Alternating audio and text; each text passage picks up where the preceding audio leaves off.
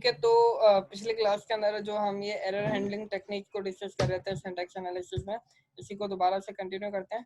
तो इसको थोड़ा सा एक क्विक रिवीजन मैं आपको करा देता हूँ कि सिंटैक्स एनालिसिस के अंदर आपके पास जो एरर्स आ रहे होंगे वो ग्रामेटिकल एरर्स आपके होंगे, यानी कोई लैंग्वेज आगे कोई टोकन्स जो है उनकी या तो जगह चेंज है या उसके अंदर कोई स्पेलिंग मिस्टेक है, इस तरह के जो एरर्स होंगे आपके, वो आपके सिंटैक्स एनालिसिस के एरर्स होंगे। ठीक है, तो अब उनको हैंडल करना आपके सिंटैक्स एनालिसिस का काम होगा। वो किस तरह उनको हैंडल करेगा, वो एक तो आपको एरर रिपोर्ट करेगा कि इस पर्टिकुलर लाइन पर ये एरर आपके पास मौजूद है। दूसरा, वो उसको क्या करेगा, रिकवर करेगा उन एरर से ताकि वो अपनी एग्जीक्यूशन को कंटिन्यू कर सके। रिकवर करने से यहाँ पर मतलब ये नहीं है कि वो उस एरर को रिमूव करके आपके जो भी कोड है उसको वो कंपाइल कर देगा मुकम्मल तरीके से। रिकवर करने से मुराद यहाँ पर यह है कि वो उस एरर को टेम्पररी रिमूव करेगा ताकि वो अपनी एग्जीक्यूशन को कंप्लीट कर सके। आने वाली जो फ्यूचर स्टेटमेंट्स हैं उनको वो पढ़े और उनके अंदर भी कोई एरर है तो वो आपको रिपोर्ट कर सके। आपने जावा में और दूसरी लैंग्वेजेस में भी देखा होगा कि अगर आपके पास चौथी या पांचवी लाइन में एरर है तो वो पढ़ने के बाद वो आगे वाली लाइन्स को भी पढ़ता है, और आगे भी कहीं एरर है तो वो आपको जिन जिन लाइन्स पर एरर होता है उन तमाम लाइन्स पर आपको वो एरर पॉइंट आउट कर देता है। और तीसरा यहाँ पर पॉइंट ये है कि वो उसका जो मेन काम है वो ये है कि वो आपके प्रोसेसिंग टाइम को स्लो नहीं करे। ठीक है, एरर आने की वजह से वो ऐसा नहीं हो कि वो एक ही एरर को बैठकर रिकवर करता रहे यहाँ तक कि वो दूसरी स्टेटमेंट्स को बिल्कुल इग्नोर कर दे और फिर आपका प्रोग्राम जो है वो एक ही जगह पर जाकर हाल्ट हो जाए। ऐसा नहीं होना चाहिए। तो इन तीन बातों का आपने ध्यान रखना है। फिर हमने कुछ एरर रिकवरी स्ट्रेटेजीज देखी थी। पहली हमारे पास है पैनिक मोड डिस्कवरी, दूसरी हमारे पास है फ्रेज लेवल रिकवरी, फिर एरर करेक्शन और ग्लोबल करेक्शन। इन दोनों को हमने डिस्कस कर लिया था और अभी हम एरर करेक्शन और ग्लोबल करेक्शन को डिस्कस करेंगे। पैनिक मोड रिकवरी के अंदर आपके पास ये होता है कि पार्सर जो है या आपका जो सिंटैक्स एनालाइजर है वो डिस्कार्ड करता है the input symbol one at a time. आपके पास जितने भी टोकन्स लेक्सिकल एनालाइजर की तरफ से आ रहे हैं वो स्टेटमेंट के अंदर लिखे हुए होंगे ऑब्वियसली।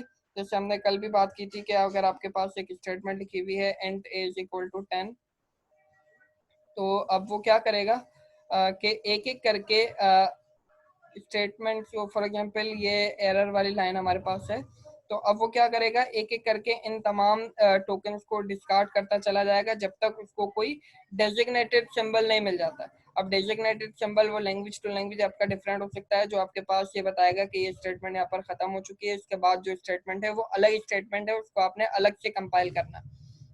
तो पार्सर पैनिक मोड रिकवरी के अंदर क्या करता है कि एक एक करके आपके पास तमाम इन टोकन्स को डिस्कार्ड करता चला जाता है जब तक कोई सिंक्रोनाइजिंग टोकन इसको नहीं मिल जाता। ये जो आपके पास टेक्निक है ये बहुत ही सिंपल है और ये इन्फिनिट लूप के अंदर नहीं जाती है, लेकिन ये टेक्निक सिर्फ उस वक्त आपके पास अच्छी है जब आपके पास एक लाइन में एक ही एरर हो। अगर एक ही स्टेटमेंट में एक से ज्यादा एरर है तो फिर इसको काफी ज्यादा टाइम लग जाता है इससे, और ये काफी पुरानी आपके पास जो है टेक्निक है। सबसे अच्छी जो टेक्निक अभी इस वक्त है वो आपके पास ग्लोबल करेक्शन है, इसको भी हम थोड़ा सा आगे चलकर डिस्कस करेंगे।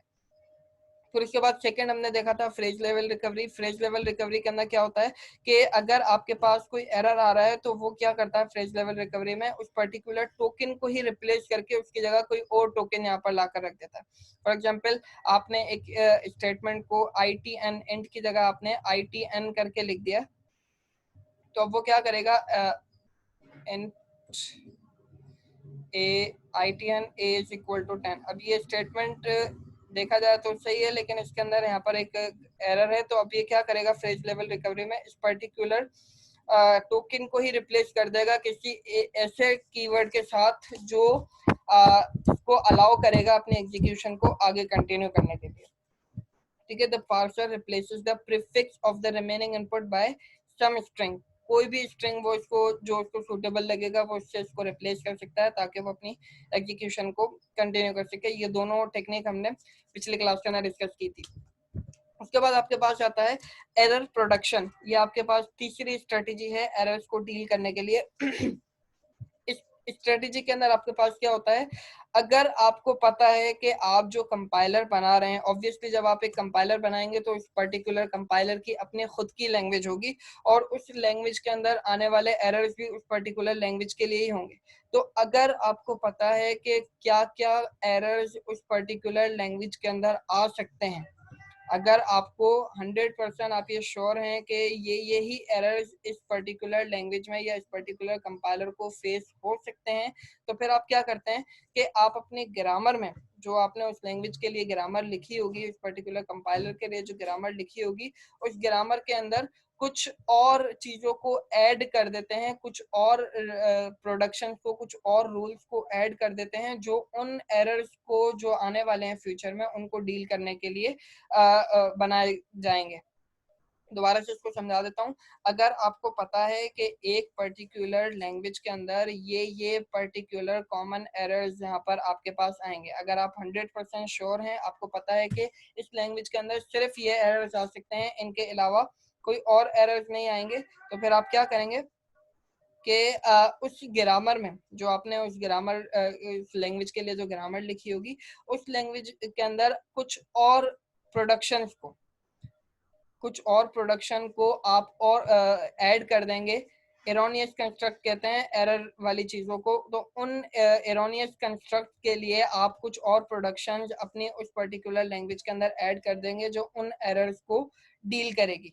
ठीक है, यूज द न्यू प्रोडक्शन, इसका इस टेक्निक के अंदर हम क्या करते हैं, यूज द न्यू प्रोडक्शन, हम कुछ नई प्रोडक्शन एरर को डील करने के लिए अपनी लैंग्वेज के अंदर डिफाइन कर देते हैं। ठीक है, तो ये अब बहुत बड़ी बड़ी जो लैंग्वेजेस हैं, जैसे सी लैंग्वेज हुई या सी प्लस प्लस, जावा, सी शार्प, उनके लिए हम यहाँ पर बात नहीं कर रहे हैं, बल्कि हम यहाँ पर आप जो कंपाइलर बनाएंगे इन फ्यूचर, जो आपका एक पर्टिकुलर कंपाइलर होगा, क्योंकि ये जो जावा है, सी शार्प है, ये बहुत बड़ी बड़ी कंपनीज इनको होल्ड कर रही होती हैं, इनके अंदर बहुत ज्यादा एडवांस टॉपिक्स यहाँ पर वो लोग यूज कर रहे होते हैं। तो एरर प्रोडक्शन हम यहाँ पर बात कर रहे हैं, अगर आप कोई ऐसी लैंग्वेज बना रहे हैं जिसमें आपको 100% श्योर है कि ये पर्टिकुलर कॉमन एरर्स ही इसमें आ सकते हैं, इनके अलावा कोई और एरर नहीं आएगा, तो फिर आप क्या करते हैं कि कुछ प्रोडक्शंस अपनी ग्रामर के अंदर ऐड कर देते हैं जो उन पर्टिकुलर एरर्स के साथ डील करेगी।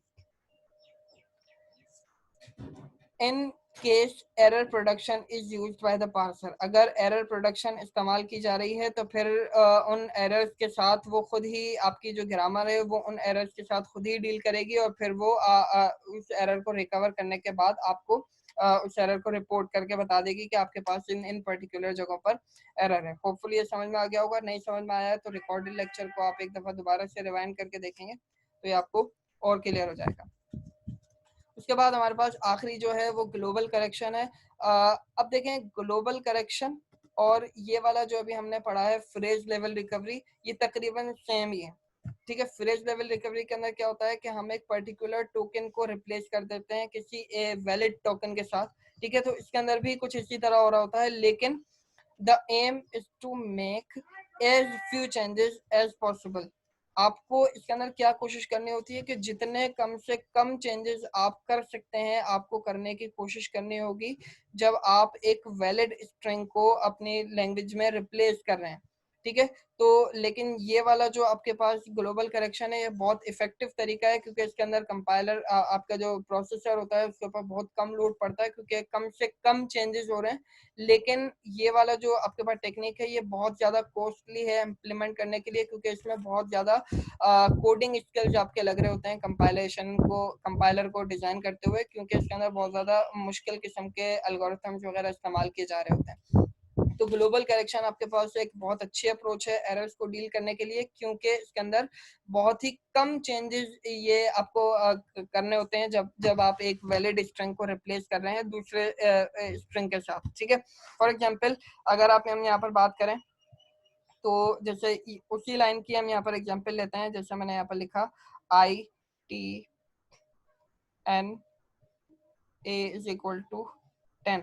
अब अगर इसको कंपाइलर को यहाँ पर कुछ चेंज करना हो, अगर हम फ्रेज लेवल रिकवरी की बात कर रहे हैं तो कंपाइलर क्या करेगा, इस पर्टिकुलर टोकन को यहाँ पर पूरा का पूरा रिप्लेस कर देगा। ठीक है, लेकिन जब हम ग्लोबल करेक्शन की बात कर रहे हैं तो यहाँ पर अगर देखें एक पूरे टोकन को रिप्लेस करना एक अलग बात है। अगर हम यहाँ पर कहें कि इन दोनों को यहाँ पर रिप्लेस कर दें, n को t के साथ, t को n के साथ रिप्लेस कर दे, तो इसके अंदर सिर्फ दो कैरेक्टर्स को रिप्लेस करना होगा। ठीक है, इसको पूरे टोकन को रिप्लेस नहीं करना पड़ेगा, बल्कि इससे यहाँ पर सिर्फ दो कैरेक्टर्स को रिप्लेस करना पड़ेगा। तो ये आपके पास क्या हो रही है, ग्लोबल करेक्शन की मदद से आप ये काम कर सकते हैं कि कम से कम चेंजेस के अंदर आप अपने टोकन को यहाँ पर रिप्लेस कर रहे हैं। दोबारा से बता देता हूँ, फ्रेज लेवल रिकवरी और ग्लोबल करेक्शन का काम तकरीबन सिमिलर है, लेकिन फ्रेज लेवल रिकवरी आपके पास कंप्लीट टोकन को रिप्लेस करती है। ग्लोबल करेक्शन का मेन फोकस यही होता है कि वो कम से कम चेंजेस करे, ताकि आपके वो जो कंपाइलर है वो अपने एग्जीक्यूशन को कंटिन्यू रख सके अपने आगे के काम को करने के लिए। लेकिन ये वाली जो आपके पास टेक्निक है, ये बहुत ज़्यादा कॉस्टली है इम्प्लीमेंट करने के लिए। इसमें बहुत ज़्यादा एडवांस किस्म के एल्गोरिथम्स वगैरह लग रहे होते हैं और बहुत ज़्यादा इसके अंदर कोडिंग स्किल्स यहाँ पर रिक्वायर्ड होते हैं। तो होपफुली आपको समझ में आ गया होगा। एक दफ़ा चारों को दोबारा से देख लेते हैं। एरर को डील करने के लिए आपके पास 4 स्ट्रेटेजीज हैं: panic mode recovery, phrase level recovery, error correction, global correction. ठीक है, पैनिक मोड रिकवरी के अंदर क्या होता है कि वो आपकी स्टेटमेंट में से एक एक सिंबल, एक एक टोकन को डिस्कार्ड करता जाता है जब तक कोई डेजिग्नेटेड सिंबल नहीं मिल जाता। ठीक है, फ्रेज लेवल रिकवरी के अंदर क्या होता है कि वो पर्टिकुलर टोकन को ही रिप्लेस कर देता है दूसरे टोकन के साथ, ताकि वो अपने एग्जीक्यूशन को आगे कंटिन्यू कर सके। एरर प्रोडक्शन के अंदर क्या होता है कि अगर आपको पता है कि आपकी लैंग्वेज के अंदर ये कॉमन एरर्स आ सकते हैं, तो आप क्या करेंगे कि अपनी लैंग्वेज के अंदर उन एरर्स को डील करने के लिए कुछ और प्रोडक्शंस ऐड कर देते हैं, ताकि जब वो एरर आपके पास अराइज हो तो उन एरर्स को डील करने के लिए आपके पास कुछ ना कुछ ग्रामर लिखी हुई हो। वो ग्रामर ऑटोमेटिकली उन एरर्स के साथ डील करेगी और आपको आपका कंपाइलर जो है आगे एग्जीक्यूशन को कंटिन्यू कर सकता है। उसके बाद हमारे पास है ग्लोबल करेक्शन। ये इफेक्टिव तरीका है, लेकिन ये बहुत कॉस्टली है इम्प्लीमेंट करने के लिए। ये और फ्रेज लेवल रिकवरी तकरीबन सिमिलर तरीके से काम करते हैं, लेकिन ग्लोबल करेक्शन के अंदर आपका मेन फोकस यही होता है कि आप कम से कम चेंजेस करके अपने वैलिड स्ट्रिंग को कन्वर्ट कर सकें, आप अपने इनवैलिड स्ट्रिंग को कन्वर्ट कर सकें वैलिड स्ट्रिंग के साथ कम से कम चेंजेस के जरिए। ठीक है, तो ग्लोबल करेक्शन और फ्रेज लेवल रिकवरी का काम तकरीबन सिमिलर है। ठीक है, तो होपफुली ये एरर करेक्शन वाली चीज आपको समझ में आ गई होगी और ये चैप्टर भी यहाँ पर अभी खत्म होता है। यहाँ तक आपको कोई क्वेश्चन हो तो आप कर सकते हैं अभी।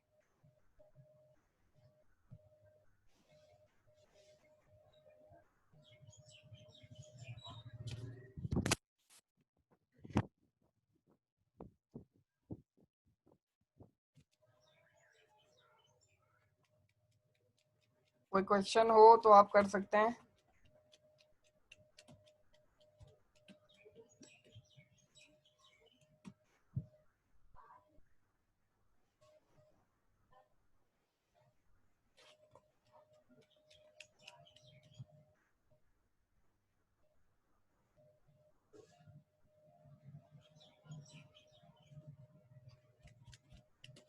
ठीक है, तो बस क्लास को फिर, हाँ जी कोई बोल रहा है? नहीं सर, मैं यही बोल रहा था, लग रहा है किसी को कोई क्वेश्चन नहीं पूछना सर। हाँ, तो फिर बस क्लास को यहीं पे वाइंड अप करते हैं। मैं रिकॉर्डिंग को बंद कर रहा हूँ। अच्छा, अब ये जो रिकॉर्डिंग वाला अगर इशू कंटिन्यू रहेगा